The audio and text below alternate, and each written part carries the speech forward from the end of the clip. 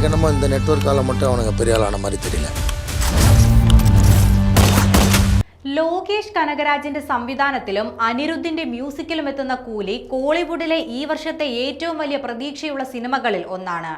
തലൈവരുടെ കൂലിയെ കൊണ്ടാടാൻ കാത്തിരിക്കുകയാണ് കേരളത്തിലെ രജനി ലോകേഷ് ആരാധകർ.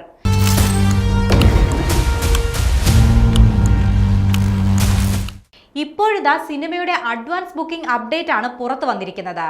ഇന്ന് രാവിലെ 10:30 സിനിമയുടെ അഡ്വാൻസ് ബുക്കിംഗ് ആരംഭിക്കും.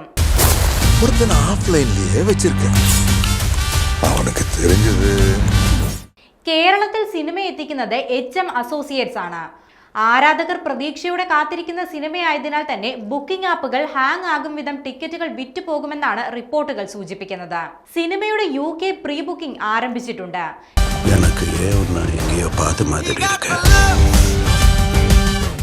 നിലവിൽ UK ബോക്സ് ഓഫീസിൽ നിന്ന് 20,000-ലധികം ടിക്കറ്റുകളാണ് കൂലിയുടെ വിറ്റിരിക്കുന്നത്.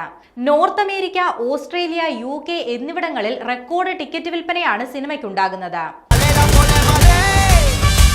റിലീസിന് ഇനിയും ഒരാഴ്ച ബാക്കി നിൽക്കെ ചിത്രം നിലവിലെ റെക്കോർഡുകളെല്ലാം തകർത്തെറിയുമെന്നാണ് പ്രതീക്ഷ.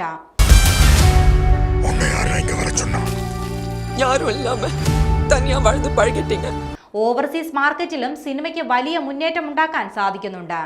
ഓഗസ്റ്റ് 14-ാം തീയതിയാണ് ചിത്രം തിയേറ്ററുകളിൽ എത്തുന്നത്. സിനിമയുടെ ഓരോ അപ്ഡേറ്റിനും ആരാധകരിൽ നിന്നും മികച്ച അഭിപ്രായമാണ് ലഭിക്കുന്നത്. കൂലിയുടെ ഡബ്ബിംഗ് കഴിഞ്ഞ ശേഷം രജനീകാന്ത് തന്നെ കെട്ടിപ്പിടിച്ചെന്നും മണിരത്നം ചിത്രം ദളപതി സിനിമ കണ്ട പോലെ തോന്നിയെന്നും പറഞ്ഞതായി ലോകേഷ് അഭിമുഖത്തിൽ പറഞ്ഞിരുന്നു.